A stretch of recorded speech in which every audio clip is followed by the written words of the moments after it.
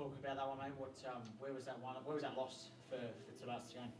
No, I mean, tight game, and I think first half after, we looked a little bit flat. We were not right there. We gave them immediately confidence, but then we kept fighting all 40 minutes, and we had our moments, we had our chances, and we just couldn't, take them. But obviously we knew kind of coming in that they most probably, we're gonna see a lot of switching tonight, but we were not able to punish most, efficient way. So 2 times we couldn't get to the free throw line enough against the switches, and also for me, Parker, one of the best players in the league, 0 free throws against switches, a lot of hands, against when he's attacking. We couldn't get those calls tonight, and that's, the free throws were the big difference tonight. In Tasmania 26, we had 13, and I think that's where we kind of lost the game. Just talk about Isaiah. He's had an incredible month, I guess you could say, for all of January, and he's continuing again tonight. Does put a bit of a stepping stone of where you are now, 2 games behind outside of the 6. How important is he to get you guys chasing that 6th spot? No, he's really important for us. Everything what we do, and Brock, he's been learning from the beginning of the season, coming from totally different basketball what they're playing in G League, not too much FIBA experience, so many things were kind of new to him, and he's been really, really good. He's been shooting the ball much better lately, and that's what we also need him to do. And today he was really, really good, and he kept us in the game. Speak about the slow start that you had. You were obviously down by 7 at the final break. What was sort of mentioned to your team that you came out firing from that 3rd quarter? No, it's just, the small things, rebounding, not losing shooters. David Johnson was really good tonight. We kind of knew this. He has to take that responsibility now with Hamilton out, and he took that responsibility, and we couldn't stop him tonight. He was, making shots outside, inside, and get to the free throw line. But no, just we wanted to get stops, to get to the open court, and before Tasmania's defense is set. And what is it about playing Tasmania that creates such a finals-like atmosphere game? This, 3rd or 4th time this year. Boxing Day went into overtime. What is it about these 2 teams that just create that sort of atmosphere? Yeah, it's always tough to play against them. How they grind and how that's part of their DNA and how they do things here. And they have been doing an unbelievable job here throughout these years. What they have been in the league, and it's never easy to play. And even now, us, we have our problems with the injuries. Also, they got their problems with the injuries, but the guys keep fighting, and they keep playing together and executing, and that's it's like I said, never easy to play against them, and they were a little bit more lucky tonight than we, and like you said last time, it was our turn, and but it's basketball, few shots. More for them or for us can decide the game. As mentioned, obviously 2 games now out of the 6. Does it feel like destiny's probably a little bit out of your hands, or do you still feel like it's in your hands that you're obviously going to get the wins? But do you feel that way? Well, obviously this was a big game and disappointing result, and we couldn't take this one tonight. But as long as there is some hope, we keep fighting, and every next game is opportunity, a new chance, and we keep believing. We still got a lot to play for. We got also Ignite Cup, final coming up. So we keep getting better and keep fighting. Go ahead, Chris.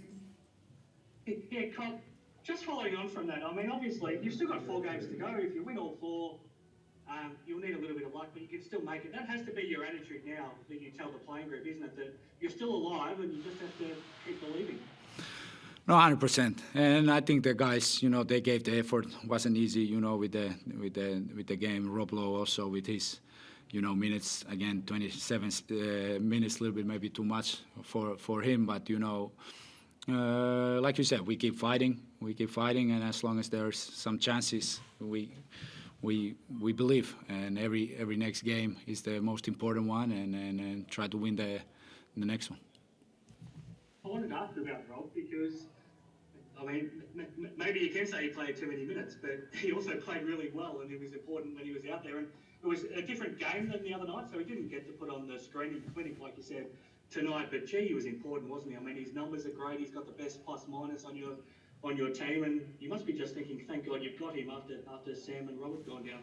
No, 100%. And yeah, last game was different way how we attacked Melbourne. Now we didn't have too much time to prepare for this game. We kind of knew, most probably Tasmania gonna switch a lot, but we were not able to punish them inside. And we found some solution outside, but if you can't get easy pockets against switching inside, sometimes it's difficult, and that's something we have to get better at. Being on the same page. Sometimes moving the ball. Early and look. We had our game plans. Try to look to triangles inside, and then if it's not there, get the ball back, and then we are ready to attack. But Tasmania did good job defensively, but still, especially first half, our defense was not that good. We gave up too many points, only two fast break points for us, which is kind of our bread and butter, what we need to do, and we couldn't get any easy there, and like I said, we gave them confidence from the beginning, but that's it. And like I said, we couldn't get to the free throw line tonight, and I think that was the big factor. What about that last defensive possession? I mean, obviously, David Johnson's already hit 6 threes for the game. Were you disappointed the way you switched or defended that to end up leaving him pretty open? Yeah, we had a little bit, problems with their this weak side pin down when the ball hit the low post, and we got burned today. I don't know how many threes they hit with this action. It was, nothing what we didn't know, but we were not just alert enough. And a shooter like Johnson, like I said, he don't need too much space, and he had a great game, and we were not able to stop him. Tonight was probably the most that you've played Parker and Ty together as well, and it seemed to work pretty well for a lot of the games. Is that something we might see a bit more of over these last 4 games, and 5 if you include the Ignite Cup final? Will you look to play them a bit more together? Might be, and especially now down with the injuries, some guys, we try to rotate, keep the energy, after short turnaround, and then Ty had a really good game. Brock had a really good game. Parker also, he's our best player. So that was kind of the 3 guards lineup in the end who we went with, and yeah, and obviously every game is different, but yeah, Ty had a great game, and obviously big thing for us that they are able to build that chemistry and how to play together. I'm sorry in a way to bring this up again, but it is now an ongoing thing. It's a strange thing that Parker just can't get to the foul line. When you have a look at some of the similar type of players than him around the league and how many times they get to the foul line, there's a massive difference. Do you have any idea why he's not getting the whistles that some other players do that play like he does?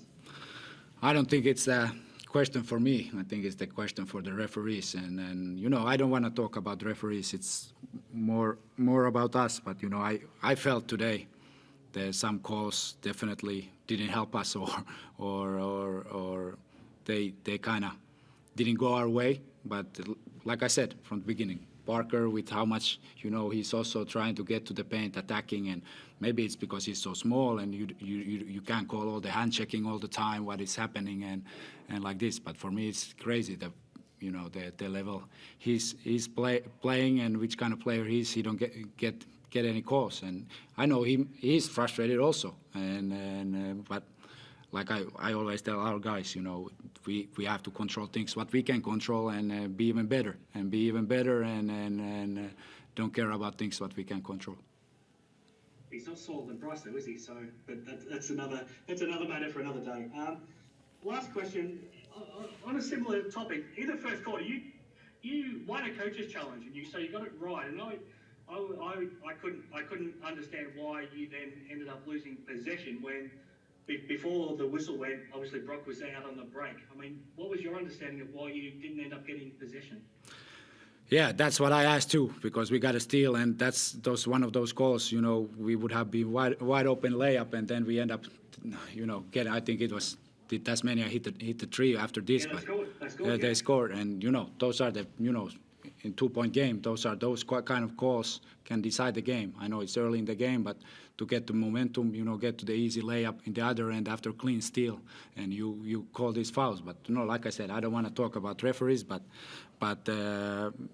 yeah, big call. I thought so too. Thanks very much, Cole. Thank you.